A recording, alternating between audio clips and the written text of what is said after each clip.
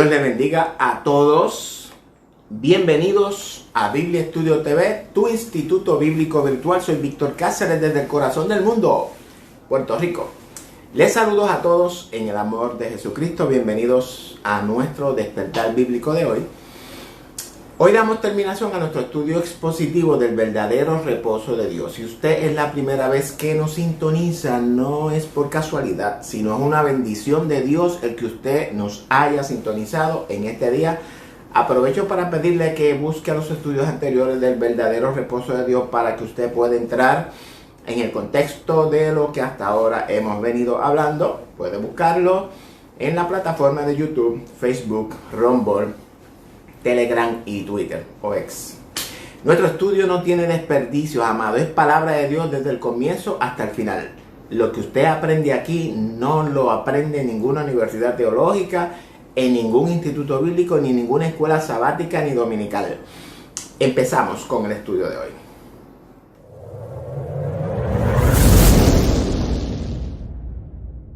Ok, busquen sus Biblias en el libro de Nehemías. Continuamos con Nehemías capítulo 13.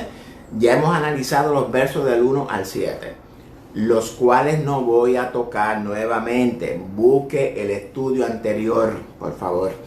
Hoy continuamos analizando Nehemías 13 del 8 al 22. En el estudio de hoy, además de hablar de cómo no profanar el verdadero reposo de Dios, al final voy a explicar una enseñanza que ha sido muy mal interpretada en nuestras congregaciones. Hablo del reino de los cielos, no te lo puedes perder. Mira este video hasta el final, no se arrepentirá porque Dios va a ensanchar su territorio espiritual hoy. Verso 8. Y me dolió en gran manera y arrojé todos los muebles de la casa de Tobías fuera de la recámara. Y dije que limpiasen las cámaras e hice volver allí los utensilios de la casa de Dios, las ofrendas y el incienso.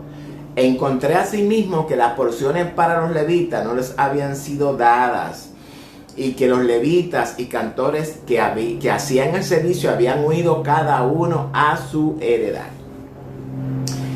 Ya aprendimos lo que el sacerdote Eliasib había hecho.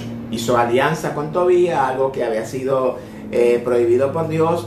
Y para congraciarse con Tobías, pues tomó una de las recámaras del templo y la habilitó para su aliado Tobías. Ya eso lo expliqué, por tanto no lo voy a volver a explicar. ¿Qué encontramos en estos textos, amados? Dice Nehemías que esa acción del sacerdote Eliasib en prepararle una habitación en el templo le causó un gran dolor. Ese dolor de Nehemías nos ilustra el dolor de Dios, o el dolor que Dios siente cada vez que profanamos su templo, su trono, su reposo, su conciencia. Es importante que entendamos que Dios es la conciencia de nuestro ser y nosotros somos la imagen o el reflejo de nuestra conciencia. Tanto usted como yo somos el reflejo, la imagen del Dios invisible, del Dios Espíritu. Vemos el carácter de Dios revelado en Nehemías. Nehemías está enunciando o demostrando cómo debemos de responder ante el llamado de Dios, lo que nosotros debemos de conocer sobre Dios. Ese es el propósito. También vemos que Nehemías, podemos decir que es un hombre compasivo, que no está pensando en sí mismo, sino que desea ver la gracia, la misericordia y el perdón de Dios en la vida o en la vida de cualquier persona que esté dispuesto a recibirlo. Ese mismo es el carácter de Dios, pero lo vemos manifestado en Nehemías. ¿Con qué propósito? Para instruirnos a que los propósitos de Dios, sus planes, su carácter, lo que Él planea debe de ser reflejado y manifestado en y a través de nuestras vidas. Esa es la verdad bíblica. Ahora bien, Nehemías rápidamente tomó acción en este asunto. El hecho de que haya hecho un desalojo de todo lo de Tobías, tirándolo fuera del templo, nos ilustra un llamamiento al arrepentimiento. No al arrepentimiento de Tobías, sino un arrepentimiento del pueblo de nosotros. Dios nos ha llamado a vivir en santidad, a reposar del pecado. Recordemos a Daniel, que propuso en su corazón no comer de la comida del rey de Babilonia ni beber de su vino. Comer simboliza poner en práctica todo lo que el mundo ofrece, y beber simboliza dejarnos influenciar por su sistema de pensamientos. El reposo de Dios es un ayuno del sistema del mundo. Reconocer cuando hemos cometido un error, un pecado, ¿verdad? Cuando pudiésemos estar profanando el nombre de Dios, es decir, profanando su carácter entre los gentiles. Profanar su nombre no significa hablar mal de Dios. Significa que por nuestra manera de vivir, de comportarnos, no estamos revelando el carácter de Dios por medio de nosotros, ni en nosotros ni por medio de nosotros. Recordemos que es nuestra conciencia, nuestra conciencia es el trono de Dios. Y nosotros, es decir, este cuerpo que nos representa, somos la imagen o reflejo de Dios. Y si nosotros nos reflejamos a Dios en nuestras vidas, estamos profanando su nombre, su carácter entre los gentiles. Somos llamados a glorificar a Cristo en nosotros, no a profanarlo, amado. Verso 11. Entonces reprendí a los oficiales y dije, ¿por qué está la casa de Dios abandonada? Y los reuní y los puse en sus puestos. Aquí Nehemías nos revela lo que Dios quiere para nosotros. Es la voluntad de Dios restaurar nuestras almas, siempre. Cuando nos arrepentimos de nuestros errores y faltas, pecados, entonces nos quitamos del medio y entregamos el trono nuevamente a Dios. Sí, porque muchas veces queremos ser el presidente y queremos darle la vicepresidencia a Dios. Eso no es así, correcto. El Padre y yo somos uno, pero el Padre es mayor que yo. Nunca olvidemos eso, amados. Verso 12, pero antes quiero exhortarle a que compartan este estudio bíblico con todos sus contactos, amados. Esto es un asunto de vida o muerte para toda la humanidad. Verso 12. Y toda Judá trajo el diezmo del grano, del vino y del aceite a los almacenes. Y puse por mayordomos de ellos al sacerdote Selemías y al escriba Sadoc y de los levitas de Peraías. Y al servicio de ellos a Anán, hijo de Zacur, hijo de Matanías, porque eran tenidos por fieles y ellos tenían que repartir a sus hermanos. En resumen, Nehemías llamó al pueblo a un arrepentimiento. El hecho de que se trajera, ¿verdad?, todo de nuevo a la casa de Dios nos ilustra una restauración del corazón del hombre. La iglesia tiene que entender que Dios es la conciencia de nuestro ser. Por tanto, todo lo que hacemos, antes de hacerlo, lo pensamos, lo imaginamos y hasta lo visualizamos. Y todo este proceso lo hacemos en nuestra conciencia. Si Dios es nuestra conciencia, el lugar de provisiones donde están todas las bendiciones espirituales con las que Dios nos ha bendecido, debemos de escoger cuidadosamente la semilla que sembramos. Porque Dios, nuestra conciencia, es también el huerto que debemos de labrar y cultivar. Todas nuestras experiencias externas salen de nuestra conciencia, de nuestra alma, de nuestro corazón, de nuestra voluntad también. Si sembramos la semilla incorrecta, pudiésemos encontrarnos profanando el lugar, su templo, su conciencia, su lugar santo. Es por esta razón que Pablo en todas sus cartas nos exhorta a vivir siempre en santidad, vivir conforme al Espíritu, que es nuestra conciencia. Perdón. El que hayan traído los diezmos, el grano y el vino y el aceite, ilustra que el pueblo, luego de su arrepentimiento, empezó a obedecer a Dios. Y esto es lo que Dios nos muestra por medio del accionar de Nehemías y el accionar del pueblo también. Si nosotros amamos a Dios y queremos vivir una vida agradable para Él, entonces es necesario que aprendamos a conocernos a nosotros mismos, a entender que Dios es nuestra conciencia. Y cuando hablamos de conciencia, amados, nos referimos al conocimiento que tenemos de nosotros mismos y de nuestro entorno. El conocimiento para juzgar entre lo santo y lo profano. Cuando llegamos a conocernos a nosotros mismos, es que llegamos a ser verdaderamente los hijos de Dios. Es decir, que al conocernos a nosotros mismos como hijos de Dios, también debemos de conocer el entorno en el que vamos a operar. Si somos hijos de Dios, entonces debemos de vivir en nuestro entorno como hijos de Dios, no como hijos de Chucho Matapuerco. Somos hijos de Dios y vivimos como hijos de Dios. Una forma de vida totalmente diferente a la vida de los hijos de Chucho Matapuerco. Si nosotros entendemos esta verdad, somos los verdaderos hijos de Dios, con el conocimiento para juzgar entre lo santo y lo profano. Verso 14. Acuérdate de mí, oh Dios, en orden a esto, y no borres mis misericordias que hice en la casa de mi Dios y en su servicio. Nuestro Padre Celestial nunca va a olvidar nuestras misericordias, porque nuestras misericordias son sus misericordias en nosotros y por medio de nosotros. Verso 15. En aquellos días vi en Judá algunos que pisaban en lagares en el día de reposo y que acarreaban haces y cargaban asnos con vino y también de uvas, de higos y toda suerte de carga. Y que traían a Jerusalén en día de reposo, y los amonesté acerca del día en que vendían las provisiones. Ya hemos visto lo que Nehemías nos reveló en cuanto a no profanar el templo, haciendo alianzas con el sistema de pensamiento del mundo.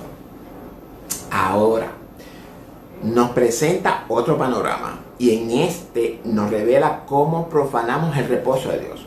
Y aunque no voy a detallar todas las simbologías reveladas por Nehemías, pero sí las voy a resumir, ya que las diferentes simbologías nos dirigen al mismo propósito, el cual es no participar de las actividades que el mundo ofrece. Somos santos de Jehová y punto. El pisar lagares, acarrear haces, cargar asno con vino y toda suerte de cargas, nos ilustran todos estos tipos de pensamientos que nos pueden atraer del mundo, y si nos dejamos influenciar nos pueden llevar a participar de las obras del mundo, y esto a la misma vez nos lleva a profanar el reposo de Dios, su templo, su conciencia.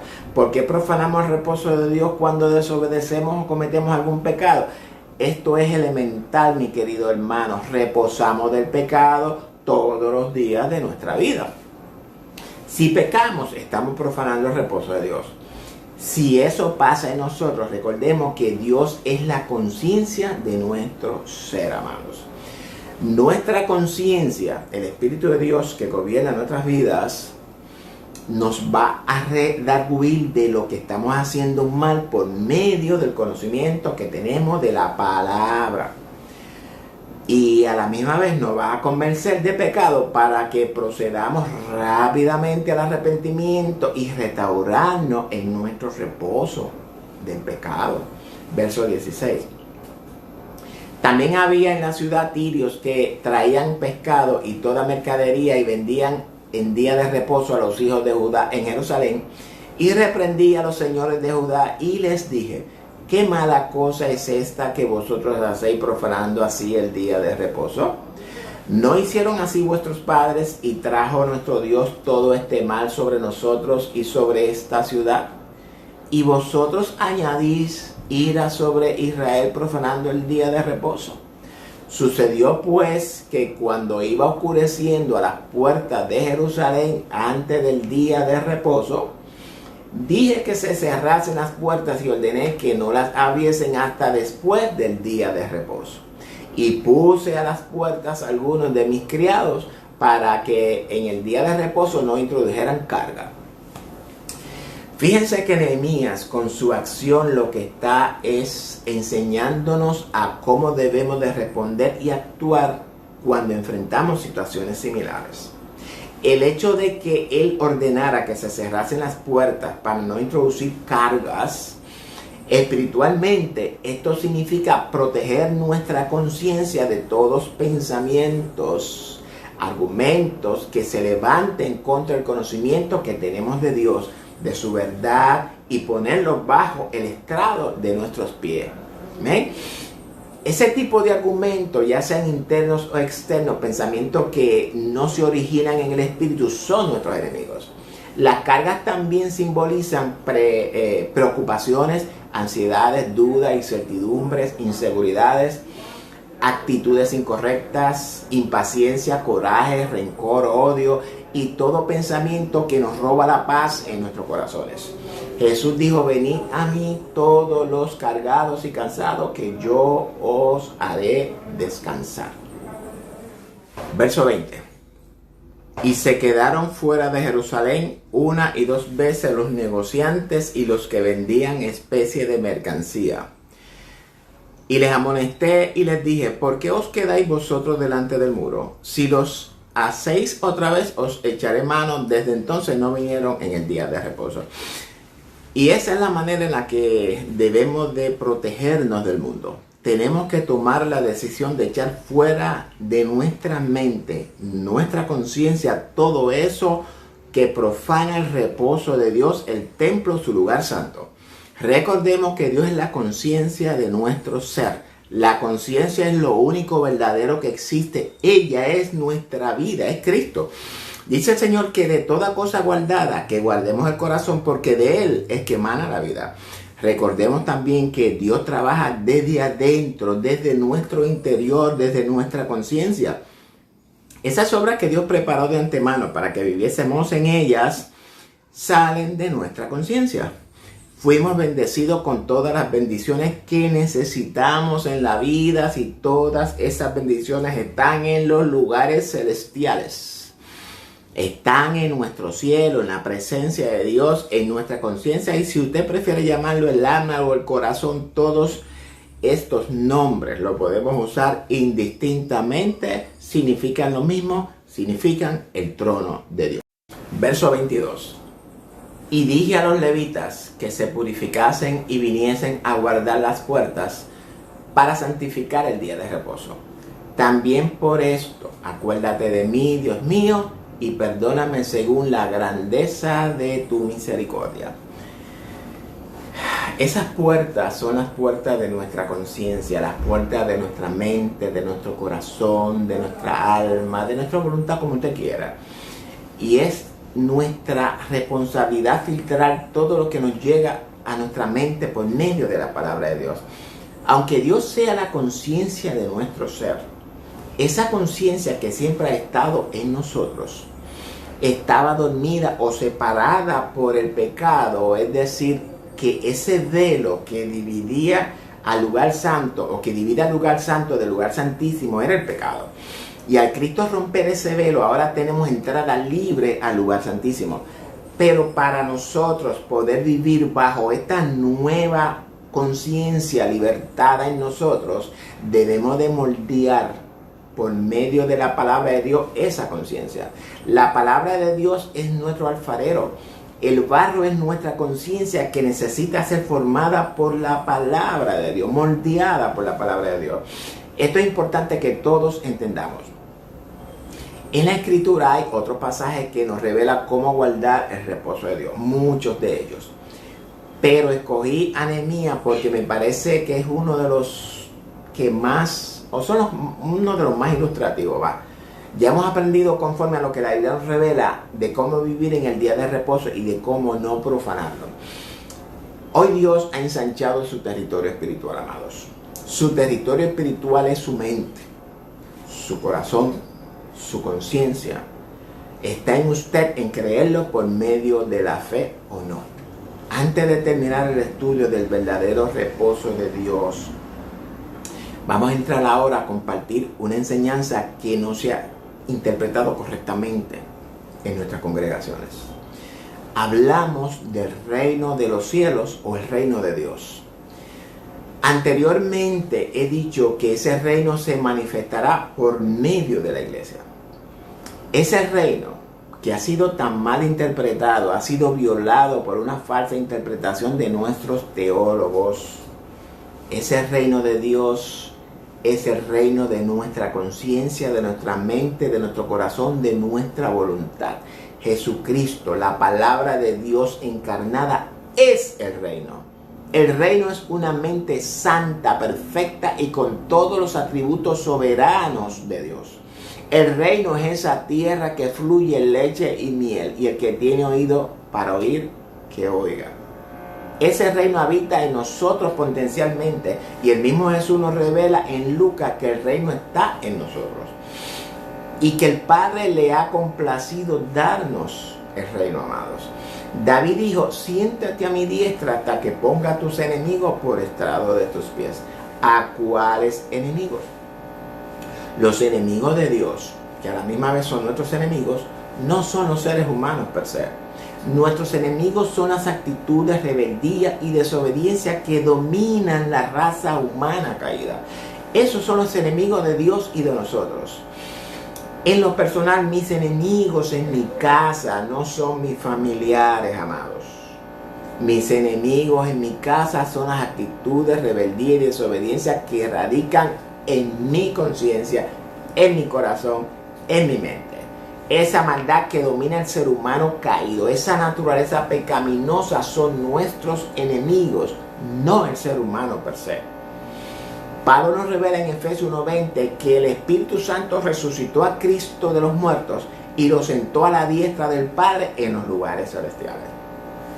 Y Pablo nuevamente nos revela en Efesios 2:6 que cuando Cristo resucitó, nosotros resucitamos juntamente con Él. Y asimismo nos hizo sentar en los lugares celestiales con Cristo Jesús. Entonces, ¿dónde estamos nosotros en la actualidad? Estamos sentados con Cristo a la diestra del Padre. Y la diestra significa el mismo lugar del Padre. ¿Dónde quedan esos lugares celestiales, amados? Esos lugares celestiales se encuentran en nosotros mismos. El cielo, nuestro cielo es la conciencia, el alma, el corazón. Y Hebreos 2:8 nos dice que Dios sujetó todo bajo los pies de Cristo, es decir, todas las cosas, todos sus enemigos, pero todavía vemos que no todas las cosas le sean sujetas. Y vamos a volver a Pablo.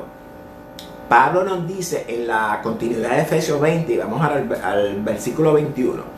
Pablo dice que puso a Cristo sobre todo principado, autoridad y poder y señorío, y sobre todo nombre que se nombra, y sometió todas las cosas bajo sus pies y le dio por cabeza a la iglesia, la cual es su cuerpo. En otras palabras, y lo voy a explicar por si acaso usted no lo entiende. Pablo nos revela que Cristo está sobre todo principado, autoridad, poder y señorío. Es decir, que Dios delegó en Cristo su soberanía. Y dice que también le dio autoridad sobre todo nombre, y el nombre simboliza todo tipo de carácter o actitud en el ser humano.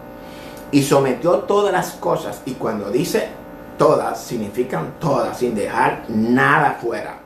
Y Dios nos lo dio a Él por cabeza, es decir, ¿qué significa cabeza? Cabeza significa autoridad, nos lo dio como autoridad, y esa autoridad fue dada a nosotros, su cuerpo, por medio de que puede la conciencia, que es Cristo, nuestra esperanza de vida.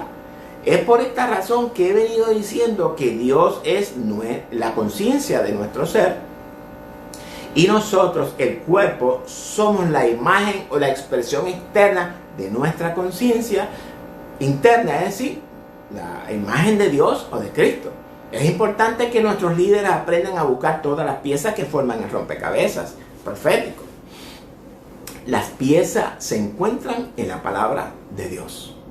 Tan sencillo como eso. Es por esto que dije anteriormente que la palabra de Dios es la que le da forma a nuestra conciencia, a nuestra voluntad, hasta que lleguemos a la estatura de Cristo, a la del varón perfecto, a la perfección. Y dice Pablo que el que inició la obra en nosotros la perfeccionará. Entiendo que nuestros líderes nunca nos han enseñado esta verdad. El reino de Jesucristo está en usted y en mí. Fuera de nosotros no tenemos nada que buscar. Todo se encuentra en nosotros, dentro de nosotros. Y por último, para terminar con esta enseñanza, la cual la tuve que incluir, no estaba incluida en este estudio, obviamente. Tenemos que entender algo que Pablo nos revela, que es lo que confirma lo que he dicho.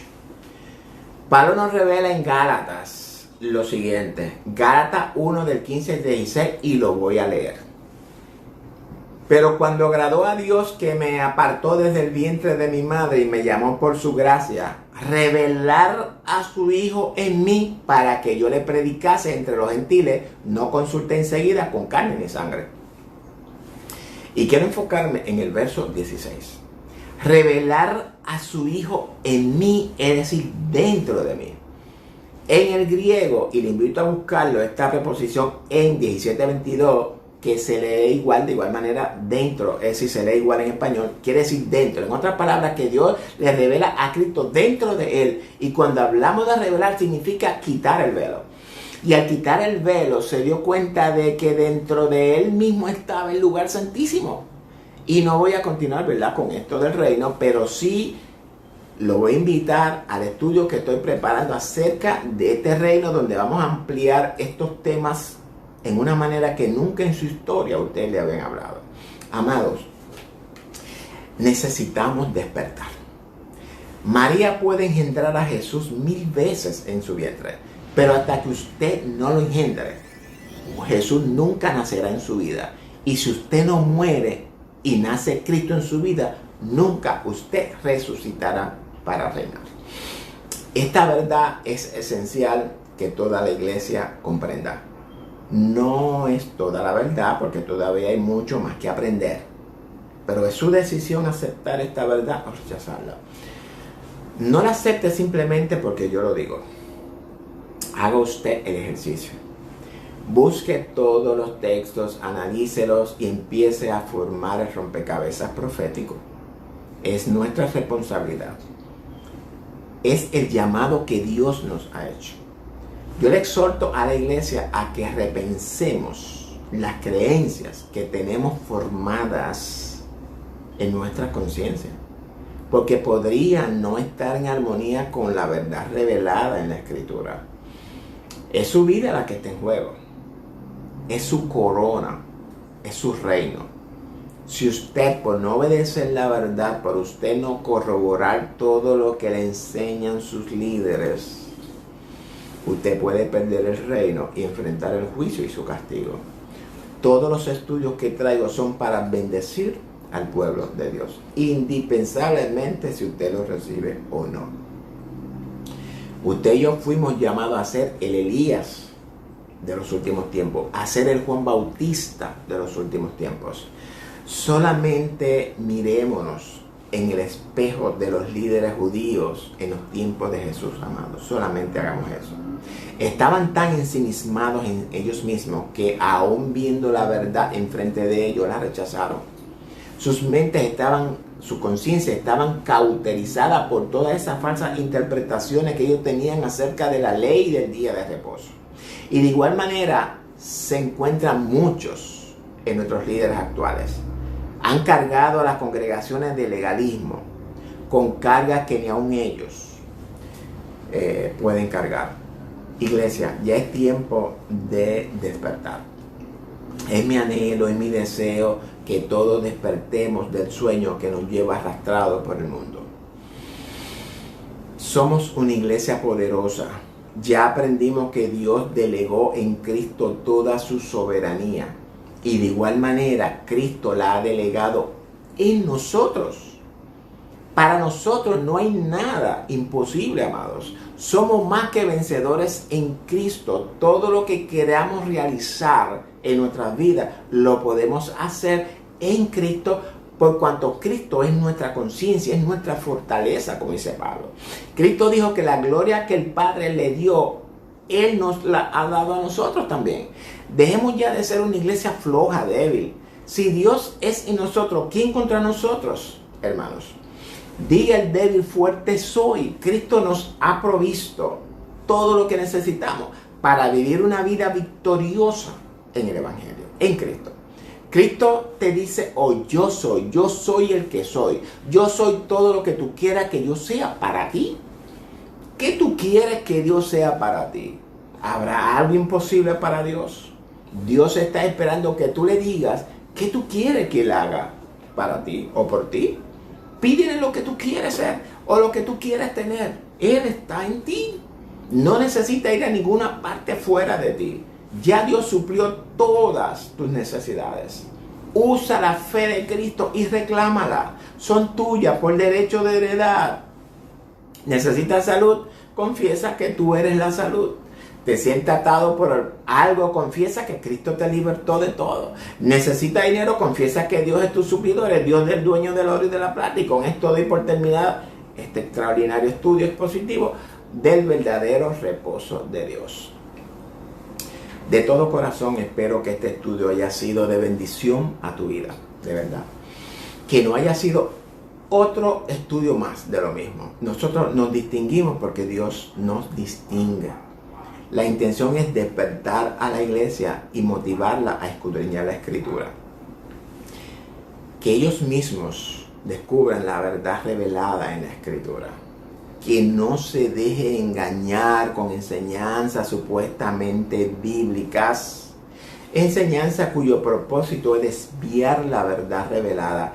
No en todos los casos, ¿verdad? Para que no malentiendan, porque reconozco que hay muchos maestros, pastores y líderes que son íntegros en la educación de la palabra del Señor y en la predicación. Pero hay otros que tuercen la verdad, hay otros que son nicolaitas. Amados, Dios te ama incondicionalmente. Él no quiere que tú pierdas el reino que ha conquistado para ti. Su infinito amor, su bondad, su misericordia siempre está ahí a tu disposición para cuando necesites. Él te va a ayudar. Recuerda que Dios no está lejos de ti, Él está en ti. Duerme con Él, piensa con Él, vive con Él, trabaja con Él, lo estudias con Él y todo lo que tú haces lo haces con Él. Por tanto, Él es uno contigo. Él se ha dado a ti mismo. Comparte este estudio con todos tus contactos en las redes sociales, en YouTube, Facebook, Rumble, Telegram y Twitter o X, no sé. Esta verdad debe de llegar a todos los seres humanos. Tu familia necesita este mensaje también. Yo lo comparto con mi familia, aunque ellos no lo miren ni lo escuchen. No importa, yo cumplo con llevar el mensaje. Dios es el que hace la obra en ellos. Dios te bendiga mucho. Los amo en el amor de Jesucristo.